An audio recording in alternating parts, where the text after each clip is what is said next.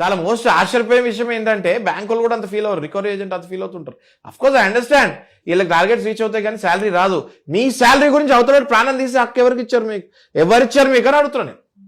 So వెంటనే ఇట్లాంటప్పుడు ఏం చేయాలి, పోలీస్ స్టేషన్కి వెళ్ళాలి, ఎవిడెన్స్లు పట్టుకొని, పోలీసు వాళ్ళు పట్టించుకోకపోతే అడ్వకేట్ దగ్గరికి వెళ్ళాలి, ప్రైవేట్ కంప్లైంట్ వాళ్ళ మీద ఫైల్ చేయాలి, జడ్జి ద్వారా వాళ్ళ మీద ఎఫ్ఐఆర్ ఫైల్ చేయాలి. ఫైల్ చేసి కొంతమంది రికవరీ ఏజెంట్స్కి మనం సరైన బుద్ధి లెసన్ చెప్తే వేరే రికవరీ ఏజెంట్స్ మన ఇళ్ళ మీదకి రాకుండా ఉంటారు. అంతేకాకుండా మనం కోర్టుకి వెళ్ళి ఇంజెక్షన్ ఆర్డర్ వేసుకొని కొద్ది సమయం తీసుకొని ఆ లోన్ని వన్ టైం సెటిల్మెంట్ చేసుకోవచ్చు. మీకు ఏమైనా పాత ఏమైనా ప్లాట్లు ఉంటే అమ్మేసుకొని వన్ టైం సెటిల్మెంట్, అసలు ఏమీ లేకపోతే ఇంకొన్ని రోజులు మనం స్టే తీసుకొని కైండ్ ఆఫ్ ఇంజెక్షన్ తీసుకొని నేను మళ్ళీ జాబ్ జాయిన్ అయిన తర్వాత ఏదైనా చిట్టియో అట్లాంటివి ఏదైనా వేసి ఆ డబ్బులు తీసుకొని వన్ టైం సెటిల్మెంట్ చేసుకొని దాన్ని దుల్పరించుకుంటామే. మళ్ళీ లోన్లు ఎవడైనా ఇస్తా అంటే అవసరం ఉండి మీకు కట్టే కెపాసిటీ ఉంటే తీసుకోవాలి తప్ప మళ్ళీ ఇట్లాంటి పప్పులో కాలు పెట్టకూడదు.